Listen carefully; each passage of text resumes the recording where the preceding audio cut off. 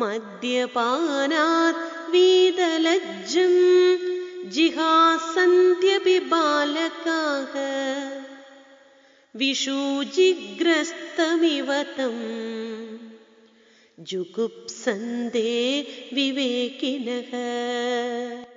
മദ്യപാനാത് വീതലജ്ജം, മദ്യപാനം കൊണ്ട് നാണം കെട്ടവനെ എന്ന് വിളിക്കുന്നു. വീതലജ്ജം എന്ന് പറഞ്ഞാൽ നമ്മൾ മദ്യം കഴിച്ചു കഴിഞ്ഞാൽ അവന് പിന്നെ നാണം എന്ന് പറയുന്ന സാധനം ഉണ്ടാവില്ല. മദ്യപിച്ച് കഴിഞ്ഞു കഴിഞ്ഞാൽ ഇയാൾക്ക് ഒരു നാണവും ഉണ്ടാവില്ല.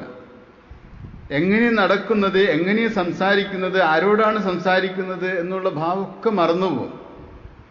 അദ്ദേഹത്തെ സംബന്ധിച്ച് ഇന്നത്തെ കാലത്ത് പറയുകയാണെങ്കിൽ ജിഹാസ്യന്ത്യപി ബാലകാഃ, വഴിയിലൂടെ പോകുന്ന കുട്ടികൾ പോലും കൈ ചൂണ്ടിയിട്ട് പറയും, ആ കള്ളുകുടിയാൻ പോകണ കണ്ടില്ലേ എന്ന് പറയും, ആ കള്ളുകുടിയാൻ പോകണ കണ്ടില്ലേ എന്ന് പറയും. ജിഹാസ്യന്തി, ത്യജിക്കാൻ ആഗ്രഹിക്കുന്നു.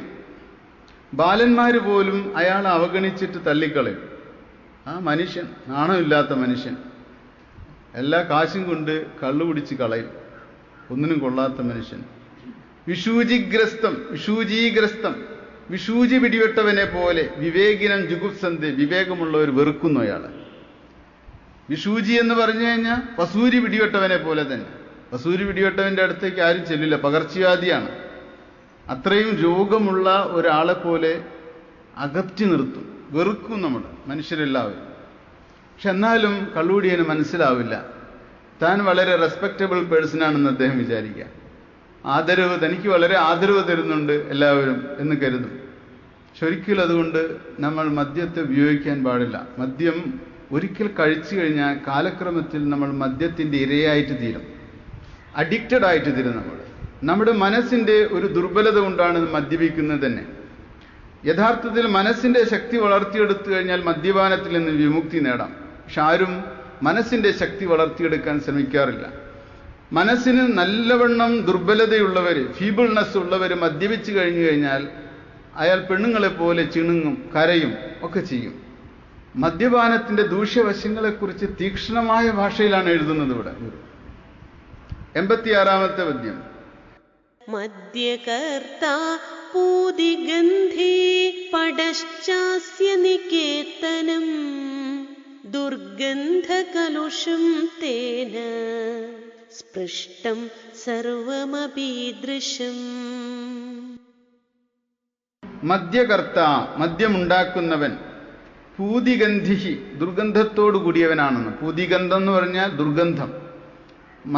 മദ്യം ഉണ്ടാക്കുന്നവൻ്റെയും കൊടുക്കുന്നവൻ്റെയും കുടിക്കുന്നവൻ്റെയൊക്കെ ശരീരം നാറും എന്ന് ഗുരു പറഞ്ഞിട്ടുള്ളതിൻ്റെ വേറൊരു ഇതാണ്. പൂതിഗന്ധം ഉണ്ടാകുക അവർക്ക്. മദ്യപിച്ച ഒരാൾ, കള്ള് കുടിച്ച ഒരാളുടെ വിയർപ്പിലൂടെ കള്ളിൻ്റെ നാറ്റം ഉണ്ടാകും, അങ്ങനെ പറയുന്നുണ്ട്. ആൾക്ക് മറച്ചു വെക്കാനേ പറ്റില്ല താൻ കള്ളു കുടിച്ചിട്ടുണ്ടെന്നുള്ള കാര്യം. ചിലർ കള്ളു കുടിച്ചിട്ട് കരയാമ്പൂവും ഏലക്കായൊക്കെ കടിച്ച് നടക്കും, ആരും അറിയാതിരിക്കാം, മാന്യനായിട്ടിരിക്കാൻ. അതിൻ്റെ കാര്യം എന്താണ്? കള്ളു കുടിച്ചു കഴിഞ്ഞാൽ വേറൊരാളുടെ അടുത്ത് ചെല്ലുമ്പോൾ ആ ഗന്ധം പോകാതിരിക്കാൻ വേണ്ടിയിട്ട് വായിലിട്ട് എന്തെങ്കിലുമൊക്കെ ചവയ്ക്കുന്നത് കാണാം. ശരിയല്ലേ ഇതൊക്കെ? അതിന് എന്തിനാ എൻ്റെ ആവശ്യം? കഴിക്കാതിരുന്നാൽ പോരെ. മദ്യകർത്ത പൂതിഗന്ധി പടശ്ചാസ്യ നികേതനം, അസ്യ ഇവന്റെ പടഹ, വസ്ത്രവും ദുർഗന്ധമുള്ളതാണ്. നികേതനം, വീട് ദുർഗന്ധകലുഷം, ദുർഗന്ധമിശ്രമാണ്. അപ്പോൾ ശരീരം, വസ്ത്രം, വീടൊക്കെ ദുർഗന്ധമാകും. തേന, അവനാൽ സ്പൃഷ്ടം, സ്പർശിക്കപ്പെടുന്ന, സർവമപി, സർവവും ഈ ദൃശ്യം ഇപ്രകാരം തന്നെ.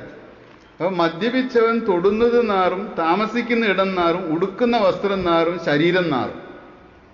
ഇങ്ങനെ പറയുമ്പോൾ തന്നെ നമുക്ക് തോന്നും ഗുരു ഇത്രയും പറയണമെങ്കിലും നമ്മൾ ഇനി ഒരിക്കലും കഴിക്കാൻ പാടില്ല, വേറെ ആരെക്കൊണ്ടും കഴിപ്പിക്കാനും പാടില്ല.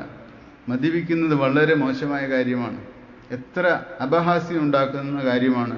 കുട്ടികൾ പോലും കളിയാക്കും, കുട്ടികൾ പോലും മ്ലാച്ചൻ എന്ന് പറഞ്ഞ് കളിയാക്കും, ഒന്നിനും കൊള്ളാത്തവൻ, മദ്യപാനി എന്ന് പറഞ്ഞ് കളിയാക്കും. അതുകൊണ്ട് നമുക്ക് ഇനി കഴിക്കരുത് എന്ന് ആളുകൾക്ക് തീരുമാനമെടുക്കാൻ കഴിയണം.